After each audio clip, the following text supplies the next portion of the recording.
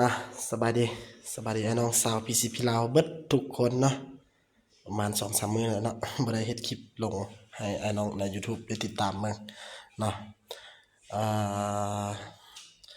มื้อนี้สิมารีวิวคือเก่าเนาะปืน2-3รุ่นที่ห้านเฮากำลังมีเนาะ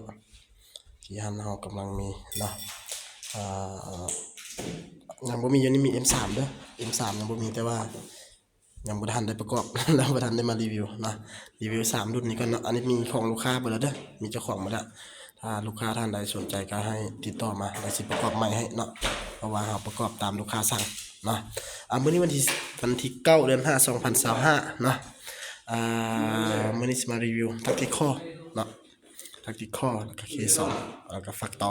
เนาะตัวนี้แม่น Tactical ปี2025เนาะปี2025ทางคาร์บอนเนาะโครงสร้างองค์ประกอบตัวนี้เนาะตามนี้เลยเนาะเก็บเสียงเป็นเก็บเสียงเกมติกเนาะกล้องเป็นกล้อง Discovery เนาะ3/12x42มีไฟหน้าเลนสามารถยิงกลางคืนได้เนาะท้ายสามารถพับได้ตัวนี้เป็นปี25เด้อไอ้น้องคนใดยังบ่สามารถจำแนกได้25แบบใดเนาะบางคนเบิ่งตัวหนังสือเนาะแต่ว่าบางค่ายเขามาเขาบ่เฮ็ดตัวหนังสือใส่ให้เนาะนี่เนาะปี25เป็นแบบใดเนาะปี25เนาะล่าสุดเนาะท้ายหาเบิ่งกลนี่เลยเนาะน็อตมันจะหันคล้ายๆแบบแฟคตอร์เนาะแบบนี้เลยนะแบบนี้เลยแฟคตอร์หรือว่าท็อป A นะส่วนปี99 24เนาะจะเป็นแบบใดเนาะจะเป็นแบบ K2 เลยเนาะน็อตจะจิกถึงเนาะจำแนกแบบนี้ง่ายๆก็ได้เนาะส่วนงานใส่งอนหรืองานฮานอยแม่นเลือกฮานที่สามารถไว้ใจได้ที่สุดเพราะว่าปัจจุบันนี้ก๊อปปี้ค่อนข้างหลายเนาะตามนี้เลยเด้อTacticalเนาะตัวนี้ราคา9,500,000เด้อได้ในราคานี้แม่นครบสุดแล้วเนาะครบสุดได้สูบพร้อมสูบเป็นสูบกลางเด้อสูบกลางแถมลูกปืนให้กับ1เนาะ ตามนี้เลยเนาะหรือว่าลูกค้าอยากได้กล้อง BSE เนาะก็แม่นทักมาลงก็ได้แม่นเพิ่มเงินเนาะหรือว่างบบ่ถึงเนาะตัดเอาถังอะลูใส่ก็ได้เนาะเอาประกอบตามลูกค้าสั่งตามงบของลูกค้าเนาะต่อไปแม่น K2 เด้อ K2 เนาะ K2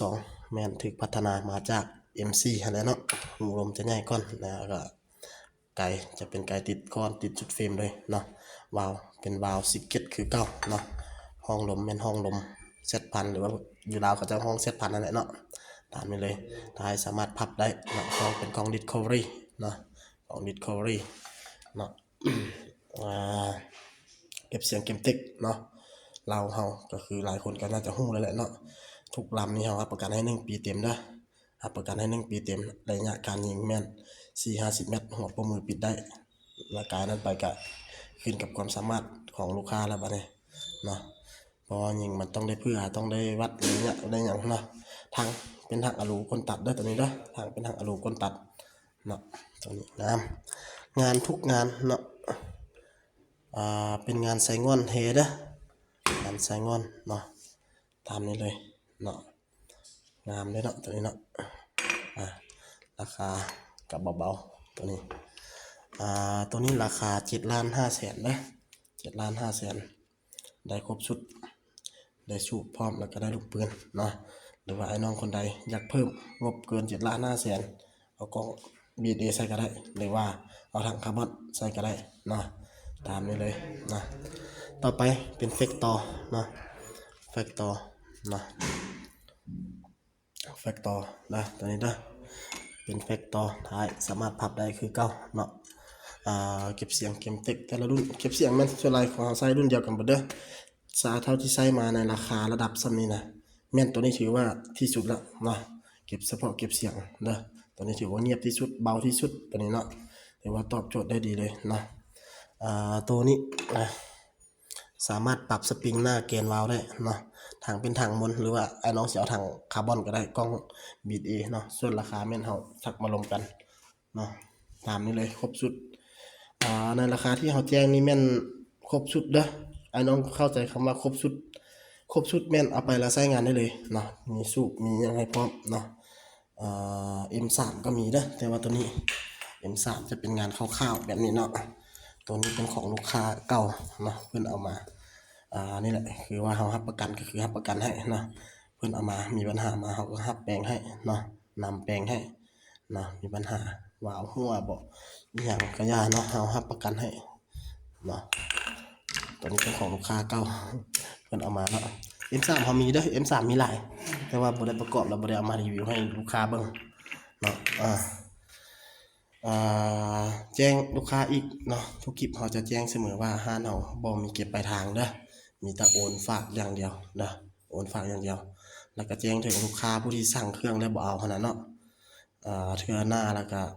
เช็คตัวเองให้ดีๆเช็คสภาพตัวเองสภาพครอบครัวสภาพการเงินกันหยังเนาะอารมณ์กับครอบครัวอารมณ์กับลูกกับเมียให้มันถูกกันบ่ให้มันผิดมันคล้องกันจังค่อยสั่งเนาะเพราะว่ามีหลายคนเนาะเฉพาะอาทิตย์นี้เนี่ยมีเป็น10คนเด้อลูกค้าสั่งเครื่องแล้วโทรหาก็บ่ได้บางเทื่อมันบล็อกเนาะคันว่าบ่ได้เอานะให้แชตมาครอบเฮาเด้อบ่ให้บล็อกบ่ให้หยังเพราะว่าเฮานำเด้แชตนำแชตหยังเพราะว่าเฮาบ่ฮู้ว่าลูกค้าสิเอาหรือบ่เอาเนาะคันลูกค้าแชตมาครอบเฮาเฮาก็เอาไปให้ลูกค้าคนอื่นเนาะอันนี้ว่ามิดเลย 2-3 มื้อก็มิดแล้วเฮาก็กักเครื่องไว้นี่ขังไว้นี่ไว้เพื่อหยังเพื่อสมมุติว่าเจ้ากลับมาถามดิฉันจึงได้ค่อยว่าคันกลับมาแล้วว่าค่อยสั่งเครื่อง 2-3 มื้อแล้วยังบ่ได้รับอันนี้ว่าผัดว่าอีกเนาะผัดว่า